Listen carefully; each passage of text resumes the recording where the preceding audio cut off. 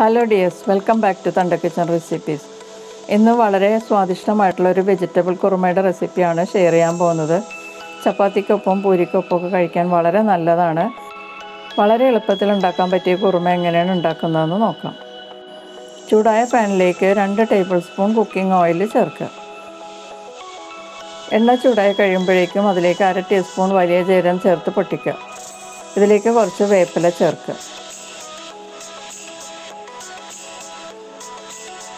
ചതച്ച ഇഞ്ചി 1 table spoon ചേർക്കുക. പിന്നെ ചതച്ച വെളുത്തുള്ളി 1 ടീസ്പൂൺ ചേർക്കുക. വെളുത്തുള്ളിയും ഇഞ്ചിയും നന്നായിട്ട് ചൂടായ മണം വരുമ്പോഴേക്കും ഇതിലേക്ക് സ്ക്വയറായി ചോപ്പ് ചെയ്ത ഒരു വലിയ സവാള ചേർത്ത് നന്നായിട്ട് വഴറ്റി കൊടുക്കുക.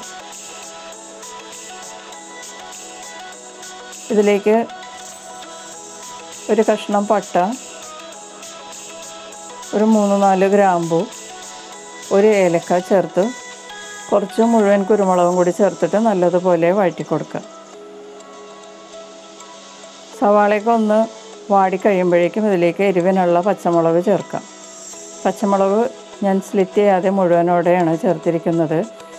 എരിവ് അറിയാതിരിക്കാനാണ്, അല്ലെങ്കിൽ നിങ്ങൾക്ക് വേണമെങ്കിൽ സ്ലിറ്റ് ചെയ്ത് ചേർക്കാവുന്നതാണ്. ഇതിലേക്ക് ഒരു ചെറിയ തക്കാളി സ്ക്വയറായി കട്ട് ചെയ്ത് ചേർത്തിട്ട് നല്ലതുപോലെ വഴറ്റി കൊടുക്കുക.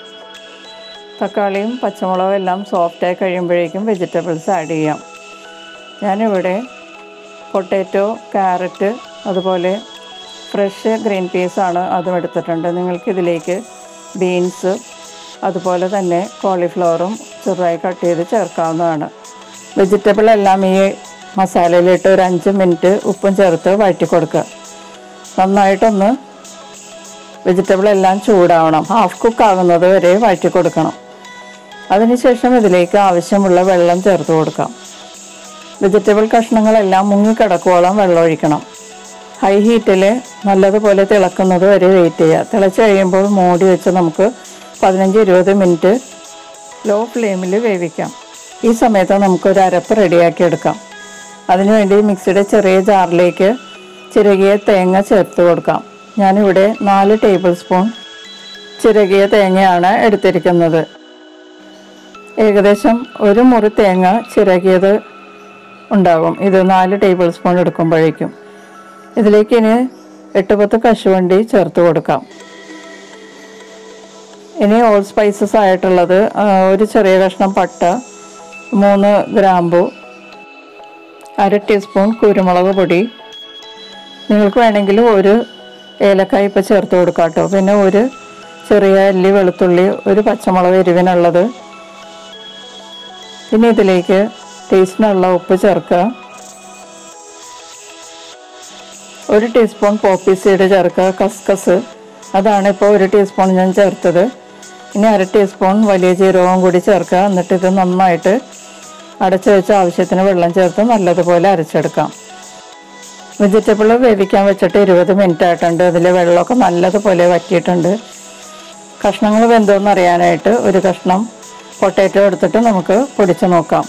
അപ്പോൾ സോഫ്റ്റ് ആയിട്ടുണ്ടെങ്കിൽ ഈ കഷ്ണങ്ങളെല്ലാം തന്നെ വെന്തിട്ടുണ്ടാവും. ഇനി ഇതിലേക്ക് നമ്മൾ റെഡിയാക്കി വെച്ചിരിക്കുന്ന അരപ്പ് ചേർത്ത് കൊടുക്കാം. ജാറിൽ പറ്റിയിരിക്കുന്ന അരപ്പ് നമുക്ക് കുറച്ച് വെള്ളത്തിൽ ഇതിലേക്ക് അഴിപ്പിച്ച് ഒഴിക്കാം. എന്നിട്ട് നല്ലതുപോലെ മിക്സ് ചെയ്ത് കൊടുക്കാം. ഇത് തിളച്ച് വരുമ്പോൾ ഒത്തിരി അങ്ങോട്ട് കട്ടിയാകുകയാണെങ്കിൽ നമുക്ക് ചൂടുവെള്ളം ചേർത്ത് നീട്ടിയെടുക്കാവുന്നതാണ്. ഇതിലേക്ക് പോരാത്ത ഉപ്പും കൂടി ചേർത്തിട്ട് നല്ലതുപോലെ മിക്സ് ചെയ്ത് കൊടുക്കാം. കുറച്ച് കോറിയാണ്ടർ ലീവ്സ് ചേർത്ത് 1 മിനിറ്റ് ഒന്ന് വഴറ്റി കൊടുക്കാം.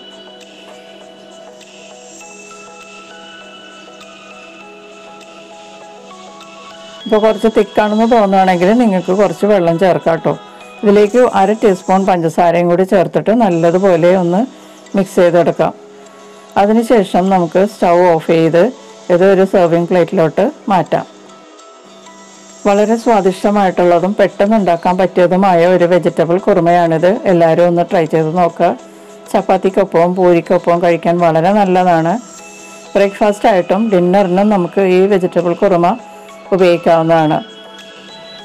അപ്പോൾ എല്ലാവരും ഒന്ന് ട്രൈ ചെയ്ത് നോക്കിയിട്ട് നിങ്ങളുടെ അഭിപ്രായങ്ങളും നിർദ്ദേശങ്ങളും കമൻറ്റ് ബോക്സിൽ രേഖപ്പെടുത്തുക. ചാനൽ ആദ്യമായി കാണുന്നവരാണെങ്കിൽ സബ്സ്ക്രൈബ് ചെയ്ത് ബെല്ലൈക്കൺ എനേബിൾ ചെയ്ത് ഒന്ന് സപ്പോർട്ട് ചെയ്യുക.